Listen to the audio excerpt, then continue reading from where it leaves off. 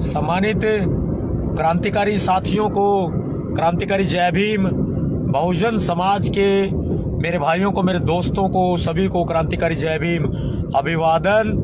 और इंसानियत को जो प्यार करते हैं, जो मानवता चाहते हैं, संविधान का पालन करते हैं, जो सभी जाति के लोग हैं, जो कि इंसानियत को मानते हैं और जो कि धर्मवाद और जातिवाद में नहीं फंसते हैं, बहुत सिंपल लोग हैं, इंसानियत से प्रेम करते हैं और हमें चाहते हैं, उनको भी भाई क्रांतिकारी जय भीम, जय भारत।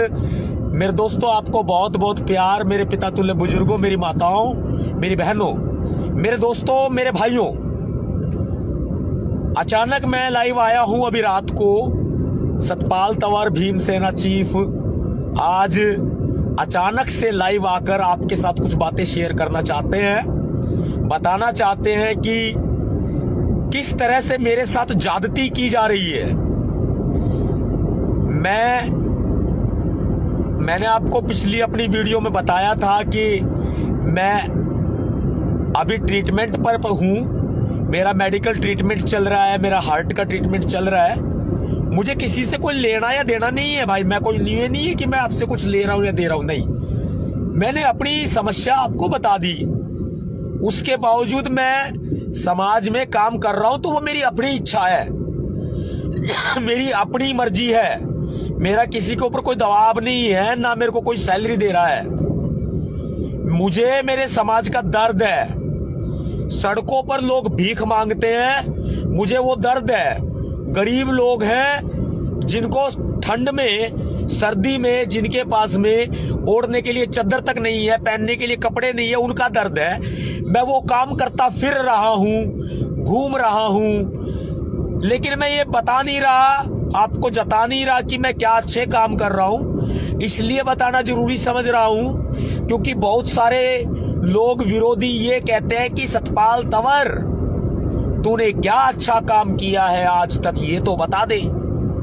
सतपाल तंवर, क्या तूने किसी की भलाई की है? सतपाल तंवर, आज तक क्या तूने किसी की मदद की है? इसलिए मुझे बोलना पड़ रहा है भाई, नहीं तो नेकी कर और दरिया में डाल।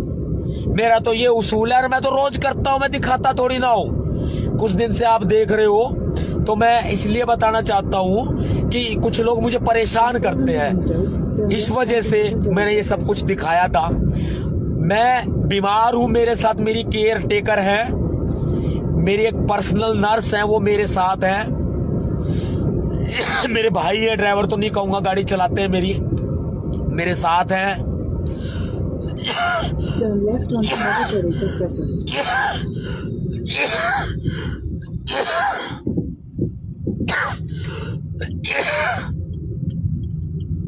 स्वास्थ्य ठीक नहीं है, तबीयत नासार है। तभी से ही, जब से मेरे बच्चे की ट्रेजरी हुई,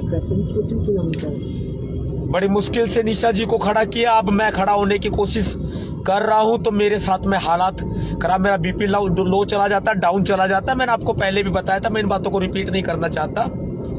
लेकिन मैं सड़क पे हूं, देखो आप, और मैं दिल्ली की और गुड़गांव की सड़कों पर खाक छानता फिरता हूं, मैं भटकता फिरता हूं, क्योंकि मुझे अपनों का दर्द है, दलितों का दर्द है, बहुजन समाज का दर्द है, उन गरीबों का दर्द है जिनके सिर पे छत नहीं है, ओढ़ने को चादर नहीं है, और पहनने को कपड़े नहीं है, और खाने को खाना नहीं है।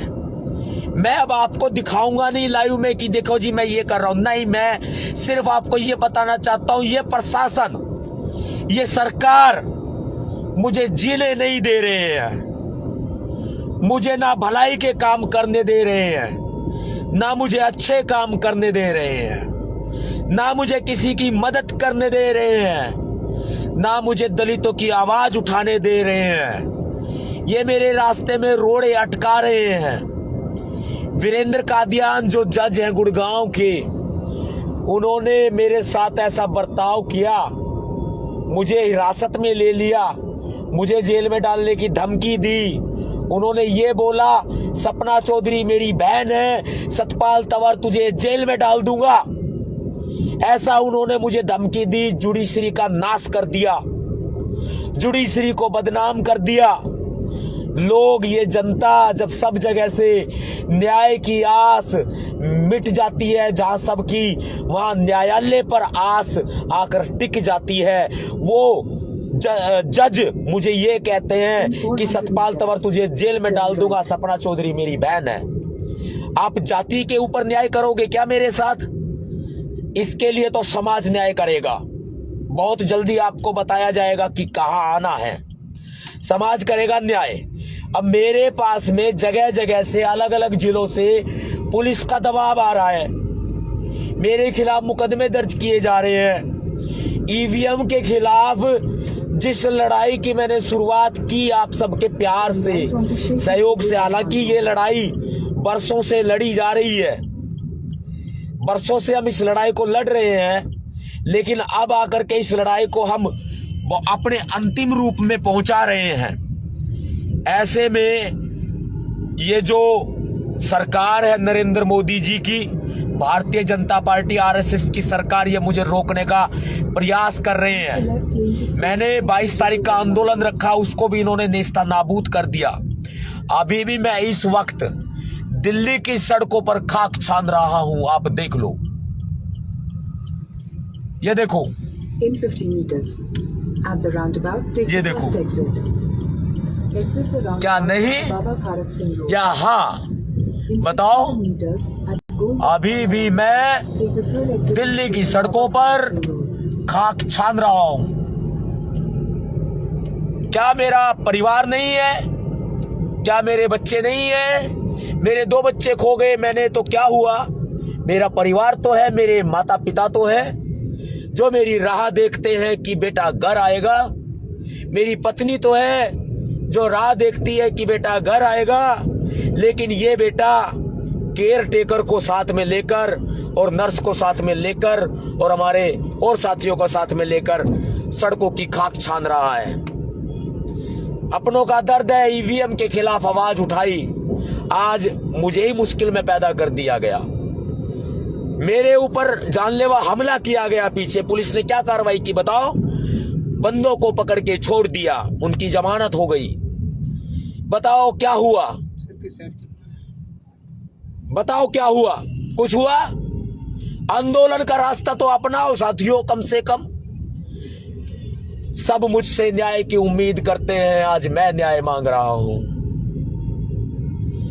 सरकार से न्याय मांग रहा हूं, लेकिन मैं ईवीएम को बंद कराना चाहता हूं। To Baba Kharat Singh. और ईवीएम के खिलाफ बड़ा आंदोलन हम तैयार करेंगे और कर भी रहे हैं। साथियों, पुलिस मुझे रोकने का प्रयास कर रही है, सरकार मुझे सम्मन भेज रही है, मुझे नोटिस दे रही है।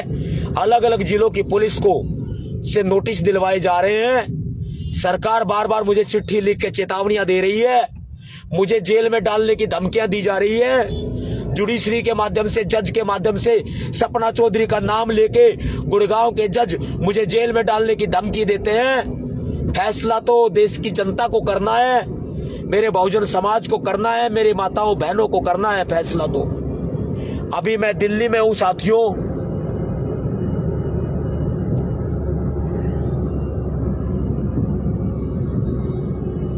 ये छत्रपति शिवाजी स्टेडियम था, मैं दिल्ली में खाक छान रहा हूं। मैं अपनों को ढूंढ रहा हूं जिनके सिर पर छत नहीं है, खाने को अन्न नहीं है, पहनने को कपड़े नहीं है। लेकिन आपको मैं वीडियो बना के नहीं दिखाऊंगा कि मैंने किसका क्या भला किया। नेकी कर और दरिया में डाल भाई, ये सोचा है। मेरे से सोया नहीं जाता, रातों को मुझसे सोया नहीं जाता। मेरी तबीयत खराब है भाई, मेरा इलाज चल रहा है, हार्ट का इलाज चल रहा है, बीपी डाउन चला जाता है। जुडिशरी पर भरोसा है, संविधान पर विश्वास है, उम्मीद है मेरे ऊपर जो हमला हुआ था उसमें न्याय होगा। जो जज वीरेंद्र कादियाल जी ने मेरे साथ ज्यादती की, 3 बजे तक मुझे कोर्ट के बाहर खड़ा रख के मुझे मरणासन अवस्था में अस्पताल पहुंचा दिया, मुझे न्याय मिलेगा, मैं उम्मीद करता हूं। और मैं ईवीएम के खिलाफ आवाज उठा रहा हूं, ईवीएम को बैन करा के रहूंगा, चाहे मुझे फांसी पर क्यों ना लटका दे ये सरकार, लेकिन मैं पीछे हटने वाला नहीं हूं। मैं आपके प्यार की कामना करता हूं, आपके साथ की कामना करता हूं। साथियों, साथ दो ना मेरा। 995353 2986 पर मिस कॉल मारो, 9953532986 पर मिस कॉल मारो। और जिस दिन गुड़गांव आंदोलन में बुलाऊं इस जज के खिलाफ और हमलावरों के खिलाफ, उस दिन आ जाना, सपना चौधरी के भी खिलाफ उस दिन आ जाना। और जिस दिन ईवीएम के खिलाफ दिल्ली बुलाऊं उस दिन भी आ जाना। सब बहुजनों एक हो जाओ, नहीं तो आपकी लड़ाई लड़ने बाबा साहब या मान्यवर साहब काशीराम जी नहीं आएंगे। आपको और हमको मिल करके ये लड़ाई लड़नी होगी। हम बाबा साहब अम्बेडकर जी और मान्यवर साहब काशीराम जी के पैरों के धूल के बराबर भी नहीं है, लेकिन हम उनके कारवां को आगे बढ़ा तो सकते हैं ना।